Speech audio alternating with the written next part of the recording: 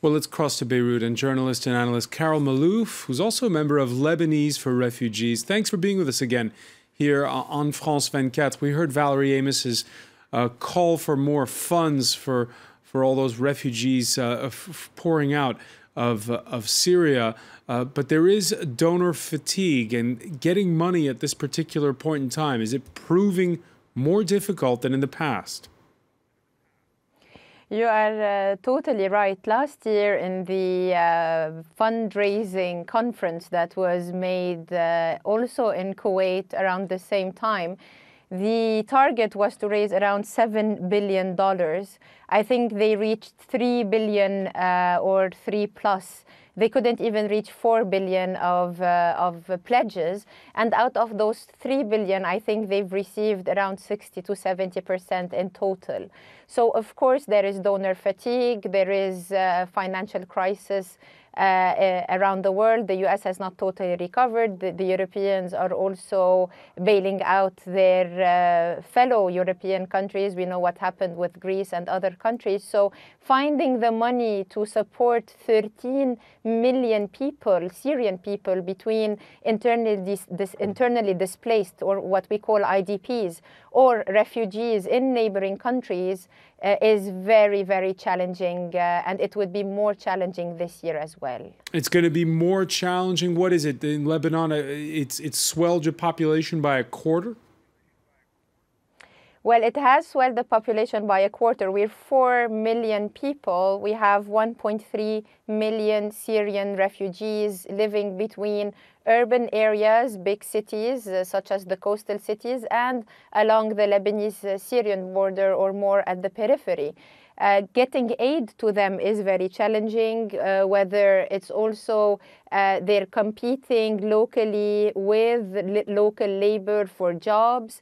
The funding from UNHCR or the World Food Program, what we know as what's called the blue card, which is the funding that they get in cash per month, has been dropped. It's less than $1 a day. It's, I think, $27 for each individual.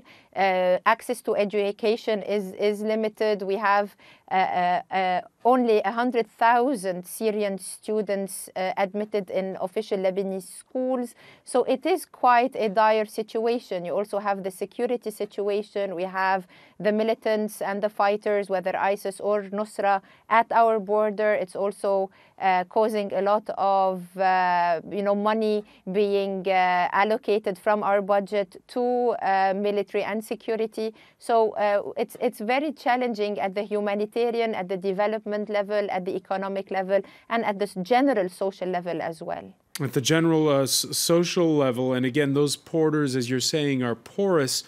Syrian activists claim the Assad government's again been using barrel bombs in the northern city of Aleppo. This after the attempt on Wednesday by rebels to seize an intelligence headquarters, the fighting dashing UN ceasefire efforts, UN delegations there trying to freeze the fighting. When there's fighting going on in Aleppo, do you feel the spillover, again, where you are sitting, Carol Malouf, in Beirut? The last influx or spillover where around 30,000 people poured through the Syrian border to Lebanon was in the Qalamoun offensive of last year, around this time as well. So it's been around a year where we have not really had an influx of numbers in the thousands.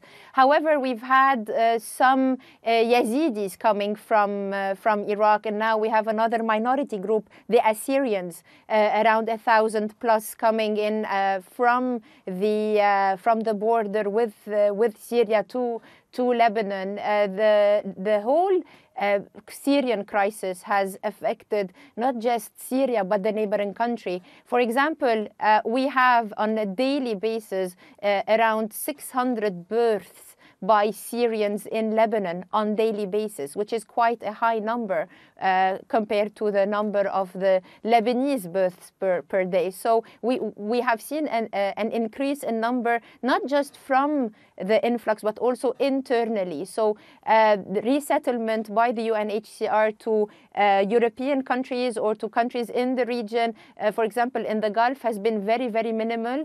Some European countries like Sweden and Germany have been resettling some refugees, but also numbers are very shy. We know some have been sent also to Canada and to Australia. But I think that in this Kuwait conference, a lot of those concerns should be addressed, the resettlement as well, and not just the funding, because while we have all those numbers, the more wealthier countries, if you like, in the region have also to bear some of the consequences or the repercussions of the Syrian crisis, because the neighboring countries like Lebanon and Jordan are not as wealthy or as resourceful as the Gulf countries. So maybe this is something that should be looked into in the conference by the end of the month. All right, so the Gulf states should be taking in more refugees, is what you're saying there. Carol Malouf, I know that Lebanon itself is no stranger to conflict, to political gridlock. What you've been,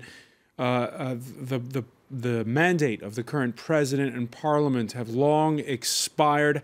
How much of that is down to events taking place over the border? Well, you know, one of our biggest we're a country divided along sectarian lines. And we know that one of our main social components, which is Hezbollah, is actively engaged in fighting inside Syria. And this really creates a lot of tension among the Syrians and a big chunk, if you want, of the Lebanese population that Lebanon, as you have said, has paid its toll in its civil wars.